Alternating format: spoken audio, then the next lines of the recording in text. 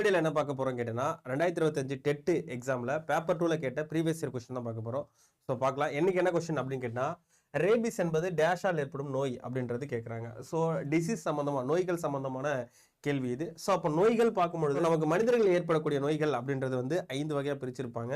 ஒன்று பாக்டீரியா நோய், ஒன்று வைரஸ் நோய், பூஞ்சை நோய், புரோட்டோசோவா நோய் மற்றும் புழுவின நோய் அப்படின்னு சொல்லி 5 வகையாக பிரிச்சிருப்பாங்க. அதில் பாக்டீரியாவில் ஏற்படக்கூடிய நோய் என்னென்னு கேட்டால் சீதபேதி, plague, diphtheria, cholera, typhoid, pneumonia.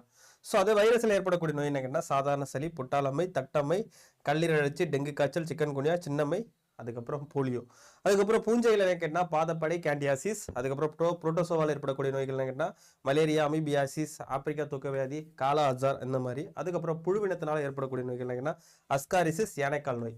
So இதில் ரேபிஸ் அப்படின்றது வெறிநாய்க்கடின்னு சொல்லுவாங்க. நாய்கள்ல இருந்து மனிதனுக்கு பரவக்கூடிய நோய். ஸோ இது எதனால் ஏற்படும் கேட்டால் வைரஸால் ஏற்படக்கூடிய நோய். ஸோ இந்த வீடியோ பார்த்துட்டு இருக்க உங்களுக்கான ஒரு கொஸ்டின் கேட்டால் வைரஸில் என்ன ஆர்என்ஏ இருக்குமா, டிஎன்ஏ இருக்குமா அப்படின்றத மறக்காமல் கீழே கமெண்ட் பாக்ஸில் சொல்லிட்டு இந்த மாதிரி நிறைய தகவலை தெரிஞ்சுக்க தொடர்ச்சியாக நம்ம சேனலை லைக் அண்ட் சப்ஸ்கிரைப் பண்ணி வச்சுங்க. மீண்டும் இதே மாதிரி அடுத்த தகவலை பார்க்குறேன். அனைவருக்கும் நன்றி.